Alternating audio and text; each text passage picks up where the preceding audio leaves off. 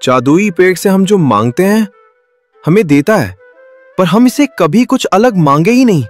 बाबा चलिए, तुरंत चलिए, मेरे घर चलिए और उस भूत को भगा दीजिए। अरे बेटा, मैं ऐसे नहीं जा सकता। मेरा एक नया चेला है जिसका नाम बिरजू है। छोटे मोटे भूतों को तो वही पकड़कर मार देता है। कि भूतों को मामा पीना राजा, कहाँ है तू काली चुड़ैल, यहाँ जा। बैठी किनारे पर मैं बोला हूँ, आजा तुझे मेवा मिठाई खिलाऊं। अरे भैया, आप बिरजू है क्या? मैं बिरजू नहीं हूँ मूर्ख प्राणी, मेरा नाम बाबा बिरजू है, समझे? अम्मा बापू क्यों हमें छोड़कर चले गए अकेले? कैसे रहूंगा मैं इस लालची भरी दुनिया में?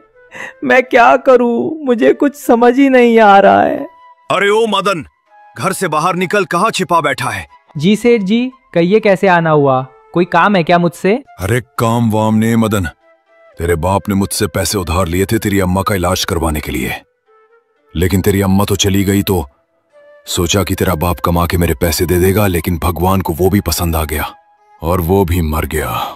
अब मेरा पैसा तू देगा। सेठ जी मुझ पर रहम कीजिए, अभी 1 हफ्ते ही हुए हैं बापू को मरे, और अचानक से इतने पैसे मैं कैसे दे सकता हूँ? तो कोई बात नहीं, जो तुम्हारा खेत है मैं उसे गिरवी रख रहा हूं, और जब तक तू मेरा पैसा नहीं चुका देगा तब तक खेत मेरा रहेगा। पर सेठ जी, खेत तो मैंने पहले ही बेच दिया था बापू के इलाज के लिए जमींदार को। अब मेरे पास ये 1 घर है और 1 घोड़ा। मतलब तेरे पास अब कुछ भी नहीं है? तो तू मेरे घर चल, मेरे यहाँ नौकरी करेगा जब तक कि मेरे पैसे अदा नहीं हो जाते, और साथ में इस घोड़े को भी मेरे घर लेकर आओ जल्दी।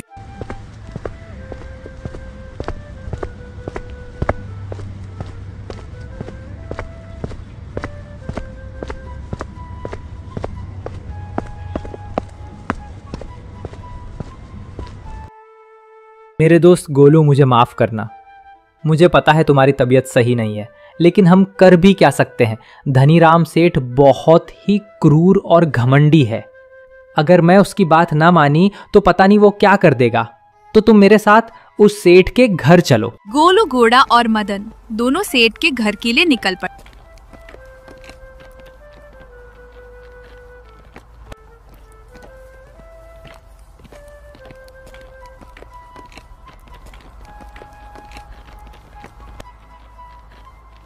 अरे मदन, बाप को मरे अभी 1 हफ्ते नहीं हुए और तुम खेत में काम करने निकल पड़े, कैसे बेटे हो? चंदन भाई, मेरा मन एक पैसे का नहीं है कि मैं काम करूं, लेकिन मेरे बप्पा ने सेठ से पैसे उधार लिए थे और अब मेरे पास 1 रुपए भी नहीं बचे कि मैं सेठ को उसका पैसा वापस कर सकूं। तो अब मैं सेठ के यहाँ मजदूरी करके पूरा पैसा चुका दूंगा, तभी घर वापस आऊंगा। हाँ, बहुत बढ़िया, पर ध्यान से रहना मदन, सेठ बहुत ही हरामी किस्म का आदमी है। उसके अंदर दया नाम की चीज नहीं है। आज तक जो भी सेठ के यहाँ मजदूरी किया है उसे उसने कभी भी उसकी मजदूरी नहीं दी, उल्टा उसे मारकर भगा देता है। अब जो भी होगा देखा जाएगा। चंदन भैया, करना तो पड़ेगा। इतना बोलकर फिर मदन आगे बढ़ता है।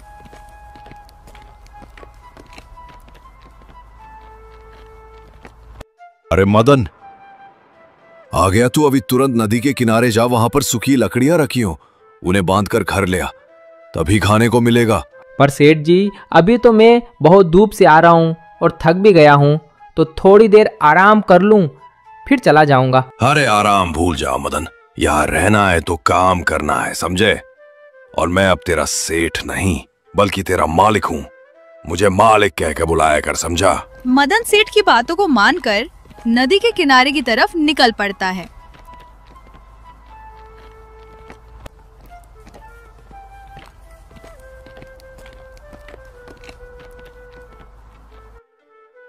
अरे क्या हुआ गोलू? रुको मत, मुझे पता है तुम्हारी तबीयत सही नहीं है, तुम अब नहीं चल सकते, पर मेरे लिए चलो। घोड़ा मदन की बातों को सुनकर थोड़ी ही दूर जाता है कि अचानक से गिर पड़ता है। अरे हे भगवान, ये गोलू को क्या हो गया? ये अचानक से गिर कैसे गया? कोई तो मेरी मदद करो। गोलू उधर चिल्ला रहा था कि उसी रास्ते से एक साधु बाबा गुजर रहे थे। जब उनके कानों में ये आवाज सुनाई दी, तब उन्होंने गोलू और मदन को देखा, फिर उनके पास गए।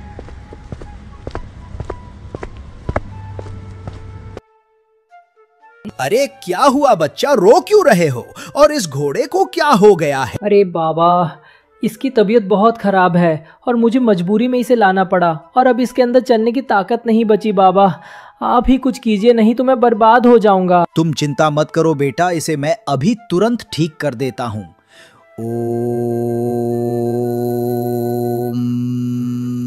बाबा के इतने मंत्र पढ़ते ही एक प्रकाश उठा और घोड़ा खड़ा हो गया। बच्चा मदन, मुझे पता है कि इस घोड़े के अलावा तुम्हारे पास अब कोई नहीं है। अब से ये घोड़ा तुमसे बात भी करेगा और काम भी करेगा। क्या बाबा ये इंसानों के जैसा बात करेगा? मुझे तो विश्वास ही नहीं हो रहा। हाँ मदन, ये इंसानों के जैसे ही बात करेगा और इसकी बातें किसी को सुनाई नहीं देंगी। तुम दोनों ही आपस में बातें कर सकते हो, तीसरे व्यक्ति को इस घोड़े की आवाज सुनाई नहीं देगी। इतना बोलकर बाबा वहां से चले जा।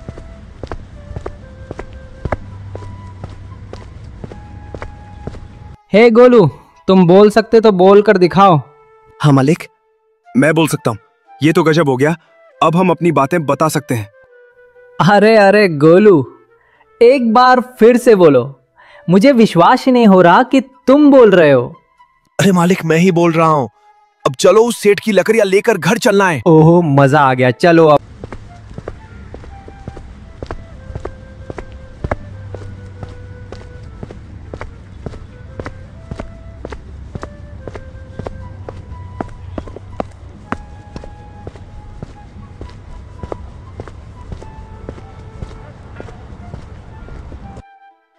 मालिक, ये रही आपकी लकड़ियां। अब मुझे बहुत जोर से भूख लगी है, तो आप मुझे थोड़ा खाना दे देते तो खा लेता। क्यों मदन, भूख बहुत जल्दी लगती है। थोड़ा सा काम किया अभी और तुमको भूख लग गई। शाम को खाना मिलेगा।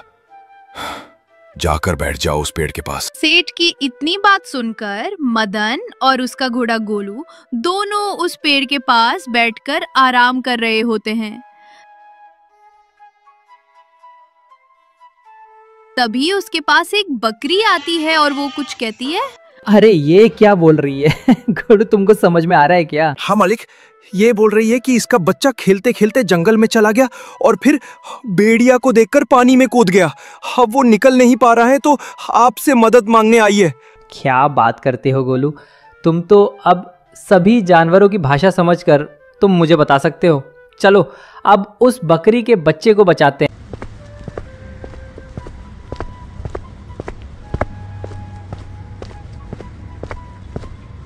मदन उस बकरी के बच्चे को तालाब से बाहर निकालता है कि तभी वहां पे जमींदार आ जाता है।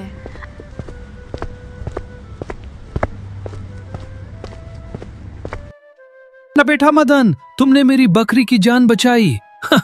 बोलो, तुम्हें क्या चाहिए? जमींदार साहब, मुझे कुछ नहीं चाहिए, बस आप मेरा खेत वापस कर दे, या तो धनीराम सेठ से मेरे बापू ने पैसे लिए थे उसे दे देते तो आपकी बहुत मेहरबानी होती है। देखो मदन,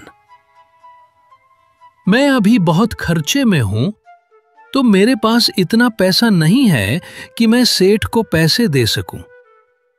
और हां, रही बात खेत की, तो तुम कल से अपने खेत में खेती कर सकते हो। बहुत बहुत धन्यवाद जमींदार साहब, आपके जैसा नेक इंसान मैंने पहले कभी नहीं देखा। इतना बोलकर मदन और घोड़ा दोनों फिर वापस उसी पेड़ के नीचे चल देते हैं। क्यों रे मदन, अभी तू गया कहाँ था? वो मालिक गांव में जो तालाब है ना, उसी में एक बकरी का बच्चा गिर गया था, तो उसी को निकालने गया था। वो अच्छा, इसका मतलब तू अब समाज सेवा भी करेगा। क्यों, किसका बच्चा था जो गया था निकालने? मालिक जमींदार के बकरी का बच्चा था। जमींदार उससे बहुत प्यार करता है। मैंने जब उस बच्चे को बाहर निकाला तो वे बहुत खुश हुए। बस अब आगे मुझे कुछ भी नहीं सुनना। आगे से ध्यान रहे, तुम मेरे नौकर हो और मैं तुम्हारा मालिक।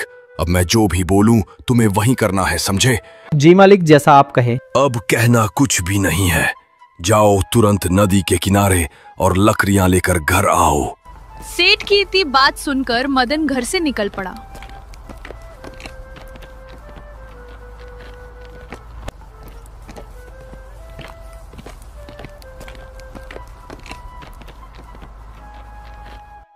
क्या हुआ गोलू, तुम अचानक रुक क्यों गए? तबीयत ठीक नहीं है क्या? अरे नहीं मालिक, मैं सोच रहा था कि चलकर अपना खेत देखते हैं कैसा है। बहुत दिन हो गए खेत गए, जब बप्पा थे तभी उनके साथ खेत गया था। गोलू, तुम ठीक बोल रहे हो, पर सेठ का भी तो काम करना जरूरी है, नहीं तो वो शाम को खाने के लिए कुछ देगा ही नहीं। नहीं मालिक, बस चलेंगे और तुरंत ही वापस आ जाएंगे। इतना सोचकर दोनों अपने खेत के लिए निकल पड़ते।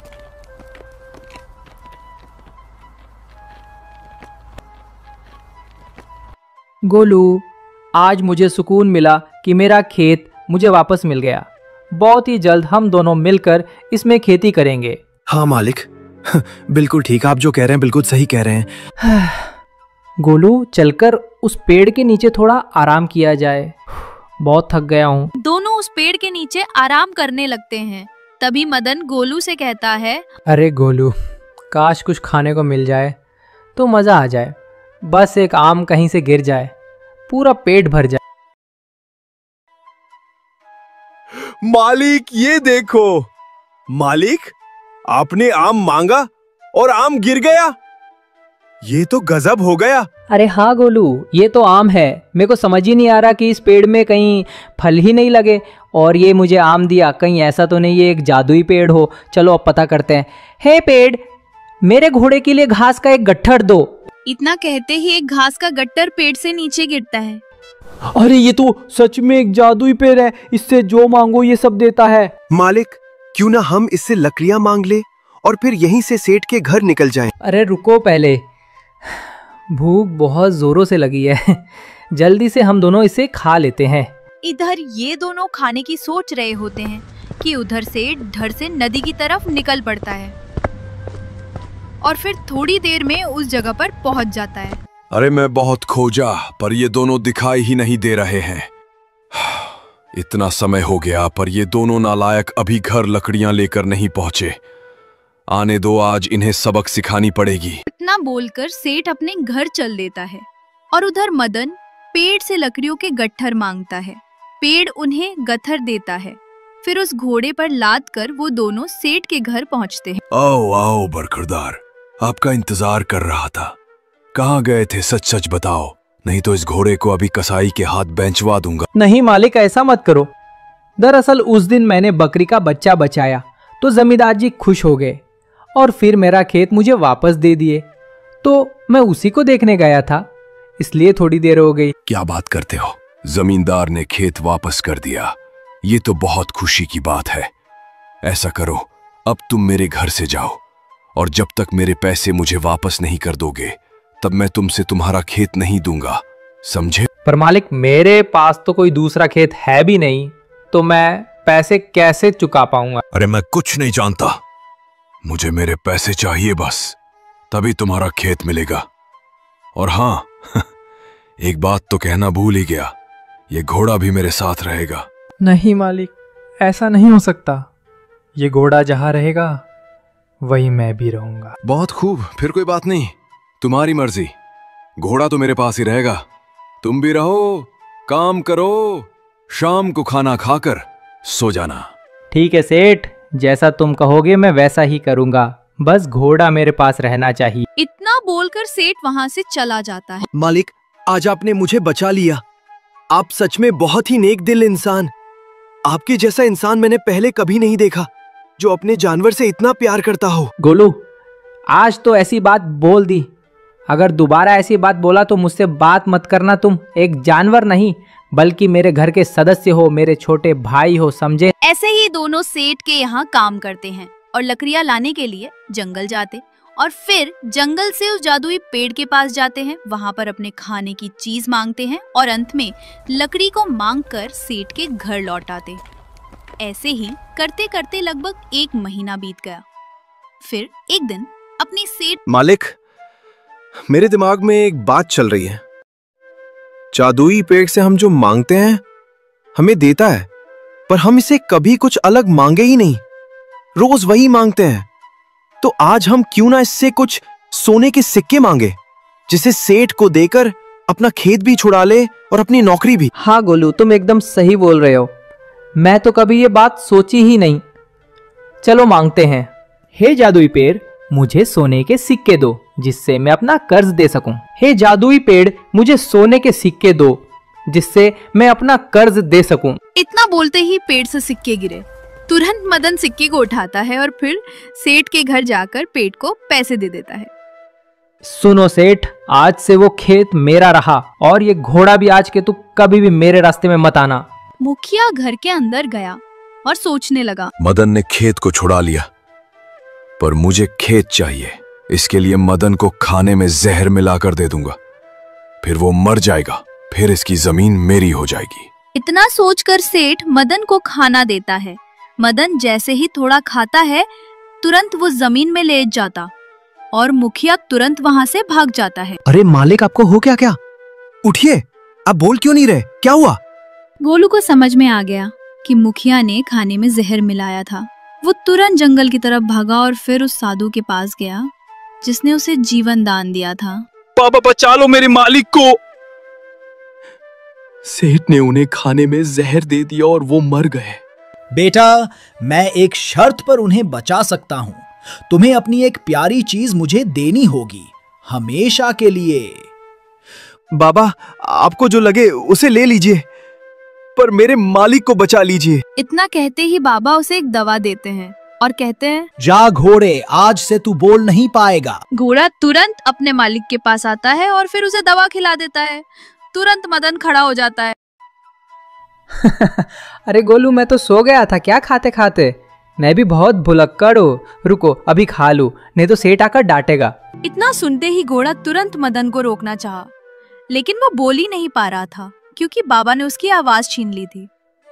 अब गोलू केवल मदन के सामने जाकर खड़ा हो जाता और उसे खाना खाने ही नहीं दे रहा था। अरे गोलू, तेरा दिमाग खराब है क्या? जब मैं खाना खाने के लिए जा रहा हूँ तो तू मुझे रोक क्यों रहा है? मदन की इतनी बात सुन के घोड़ा कुछ बोलता नहीं, बस मदन के सामने जाकर खड़ा हो जाता। अरे गोलू, अब क्या हो गया तुम्हें? बोल क्यों नहीं रहे? मुझे भूख लगी है, खाने दो, नहीं तो गुस्सा भी लग रही है मुझे। अरे गोलू, अब क्या हो गया तुम्हें? बोल क्यों नहीं रहे? मुझे भूख लगी है, खाने दो, नहीं तो गुस्सा भी लग रही है मुझे। घोड़ा इतनी बात सुनकर फिर भी खड़ा रहा। क्या चाहता है गोलू, मैं खाऊं ना?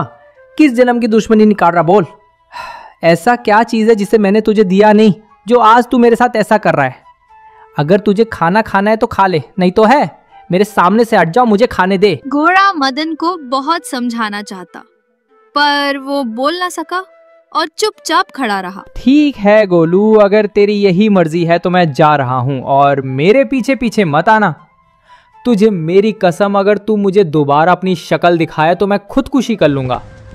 इतनी बात बोलकर मदन वहां से चला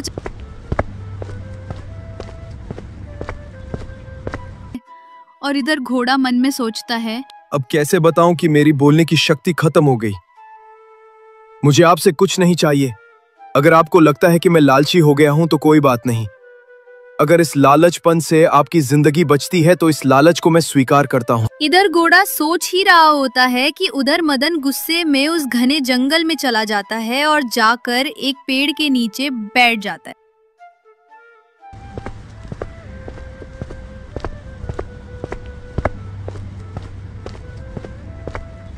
अरे मालिक रुकिए, मैं मदन।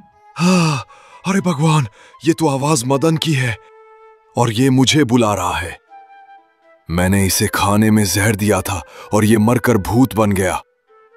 अब ये मुझे बुलाकर मारना चाहता है। मैं रुकने वाला नहीं। सेठ को लगा कि मदन भूत बन गया और वो आगे बढ़ने लगा, लेकिन मदन सेठ से काम पूछना चाहता था और वो भी सेठ का पीछा करना शुरू कर दिया। सेठ ने अपनी चाल दुगनी की और जल्दी से घर पहुंच। अरे भगवान, आज तो बाल बाल बचाऊं, नहीं तो मेरी मौत आज पक्की थी। क्या हुआ जी, आज इतने डरे हुए जो लग रहे हैं? कोई बात हो गई क्या? अरे कुछ नहीं भाग्यवान, बोलो मत। जो मदन था ना, उसकी जमीन हड़पने के चक्कर में मैंने मदन को खाने में जहर दे दिया और वो उस खाने को खाकर मर गया। तो जब मैं अभी नदी से होकर घर आ रहा था तभी मुझे मदन बुला रहा था, लेकिन मैं रुका नहीं, तुरंत घर आया। हाँ जी, आप बिल्कुल ठीक बोल रहे हैं, नहीं तो गोलू मदन के साथ जरूर होता। आज देखा गोलू भी उदास बाहर खड़ा था और ये बातें सुनकर मुझे बहुत डर लग रहा है। अब क्या करूं, मुझे कुछ समझ नहीं आ रहा। अरे भगवान, कुछ करो, नहीं तो बात बिगड़ जाएगी। अगर मैं मर गया तो ये पूरी संपत्ति पानी में डूब जाएगी। कोई तो उपाय बताओ। हम क्या बोले, जब हम छोटे थे तब हमारे यहाँ एक भैरव तांत्रिक रहता था जो भूतों प्रेतों को भगा देता था, लेकिन अब वो बूढ़ा हो गया है। अरे तो बुढ़ापे से क्या मतलब, ज्ञान तो वही रहेगा। अभी तुरंत चलो उस तांत्रिक के पास।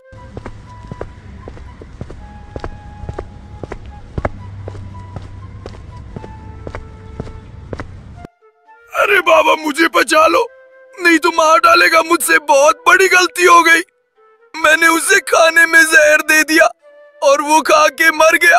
अब वो भूत बन गया है, अब मुझे बहुत डर लग रहा है बाबा। अरे बच्चा डर की ऐसी की तैसी ना कर दी तो कहना। मैं भले ही 70 साल का हो गया, लेकिन जोश जज्बा अभी भी 20 साल वाला है। जब भूत मेरे सामने आते हैं ना तो उनकी पैंट गीली हो जाती है। तो बाबा चलिए, तुरंत चलिए, मेरे घर चलिए और उस भूत को भगा दीजिए। अरे बेटा, मैं ऐसे नहीं जा सकता। मेरा एक नया चेला है जिसका नाम बिरजू है। छोटे मोटे भूतों को तो वही पकड़कर मार देता है। तो बाबा आप नहीं चलेंगे क्या? नहीं बच्चा, मैं नहीं जाऊंगा। छोटे मोटे भूतों के लिए वही काफी है। तुम दोनों में से एक लोग जाओ और बगल में एक तालाब है, उसके किनारे वो बैठा हुआ है, उसे बुलाकर लाओ। ठीक है बाबा, मैं जा रहा हूं।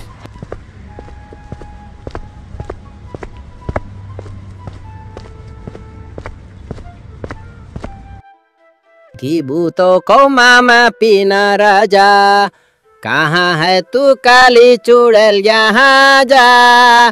बैठी किनारे पर मैं बोला हूँ, आजा तुझे मेवा मिठाई खिलाऊं। अरे भैया, आप बिरजू है क्या? मैं बिरजू नहीं हूँ मूर्ख प्राणी, मेरा नाम बाबा बिरजू है, समझे? मेरे क्रोध से भूत प्रेत की पैंट गीली हो जाती है। हाँ बिरजू बाबा, मैंने आपके किस्से सुन लिया है, लेकिन आप कपड़े से बाबा नहीं लगते। अरे बच्चा अभी मुझे एक ही हफ्ता ही हुआ है इस ग्रुप में आए। इससे पहले मैं लेबर चौक में मजदूरी करने जाता था, तभी मेरी मुलाकात दाबा से हुई। तभी से उन्होंने मुझे अपना चेला बना लिया और अब मैं भूतों से बात भी करता हूँ। अरे तो बिरजू बाबा, चलो तुरंत अपने गुरु के पास और उनसे आज्ञा लेकर मेरे घर चलो, नहीं तो वो मुझे मार डालेगा। अरे डबो नहीं बच्चा मैं तुरंत गुरु से मिलकर तुम्हारे घर चलूंगा और फिर उस भूत को उल्टा लटका कर मारूंगा चलो अब।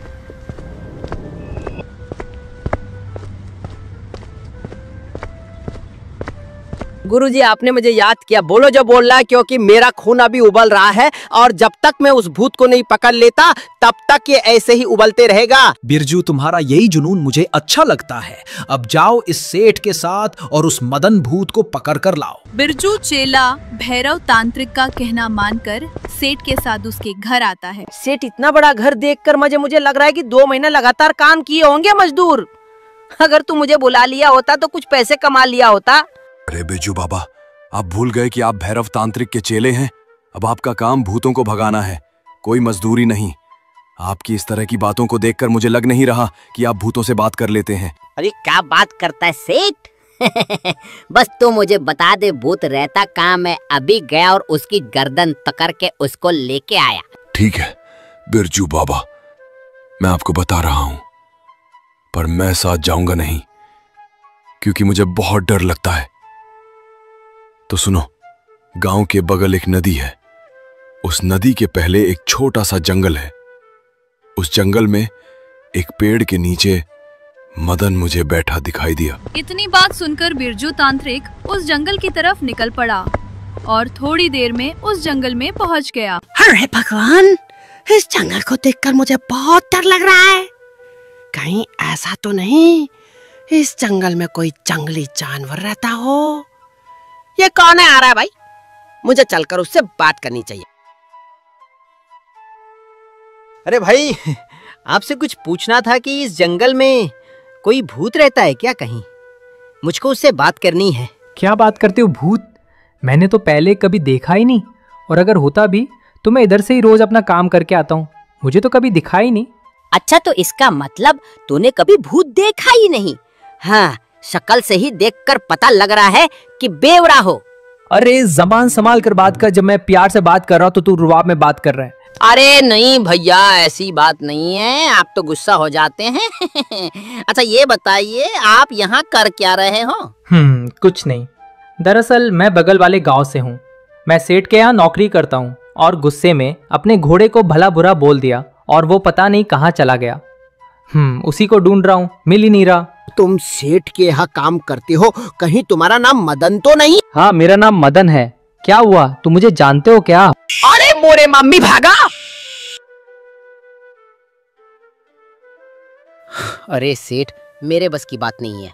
वो तो खुलेआम घूम रहा है, मुझसे बात भी किया, अब मेरे बस का नहीं है। जा रहा हूँ, अब भैरव तांत्रिक को बुला के ला रहा हूँ। इतनी बात बोलकर बिरजू भैरव तांत्रिक को बुलाने चल देता है और इधर मदन घोड़े को खोजते खोजते सेठ के घर के पास आता है। अरे ओ मालकिन, यहीं पर मेरा घोड़ा गोलू था। पता ही नहीं कहाँ यहाँ से चला गया, मिल ही नहीं रहा। क्या तुम्हें पता है? अरे ऐसा नहीं हो सकता, तुम मेरे घर तक आ गए। अरे भगवान बचाओ मुझे, भागो यहाँ से। अरे बाबा, मदन कोई छोटा मोटा भूत नहीं, बहुत बड़ा भूत है। वो तो दिन में भी टहलता है और बातें भी करता है। क्या बात करते हो बच्चा? मुझसे बड़ा कोई भूत नहीं। चलो मुझे लेकर अभी बताता हूँ उस।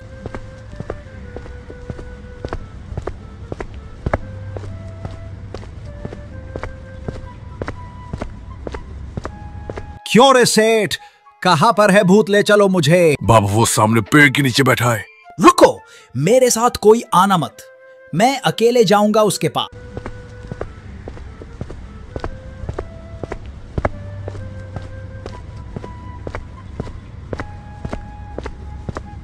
क्यों रे मदन, गांव वालों को चूतियां क्यों मना रहा है? जब तू जिंदा है तो मरने का नाटक क्यों कर रहा है? क्या बाबा, मैं मरने का नाटक कर रहा हूँ? ऐसा नहीं हो सकता, मैं ऐसा बिल्कुल नहीं कर सकता। तूने उस दिन उस खाने को खाया था या नहीं? नहीं, मेरे घोड़े ने मुझे खाने ही नहीं दिया। वो मेरे सामने आ जाता था जैसे वो खाने को मना कर रहा हो। हाँ, तो तेरा घोड़ा समझदार था। सेठ ने उस दिन उस खाने में जहर मिलाया था ताकि तू मर जाए और तेरी संपत्ति सारी हड़प ले। अरे भगवान, ये क्या बोल रहे हो बाबा? इसका मतलब मेरा घोड़ा, मेरा गोलू मुझे बचा रहा था और मैं खामखा उसे गलत समझ लिया। रुको, मेरे पास एक आइडिया है। सेठ तुझसे माफी भी मांगेगा और आज के बाद वो सुधर भी जाएगा। भैरव तांत्रिक ने मदन को एक आइडिया दिया और फिर वे दोनों सेठ के पास गए। सुन रे सेठ, तेरी गलती की वजह से ये मरा, लेकिन ये पूरी तरह नहीं मरा है। ये जब तक तुम्हारा पूरा साम्राज्य, धन दौलत, शानो शौकत सब कुछ बर्बाद ना कर देगा, तब तक चैन से नहीं बैठेगा। अरे बाबा, इसका कोई तो उपाय होगा। ऐसा मत करो, मैं आपसे वादा करता हूं, आज के बाद मैं किसी के साथ गलत व्यवहार नहीं करूंगा। ठीक है। मैं भी इसे फिर से इंसान बना देता हूं।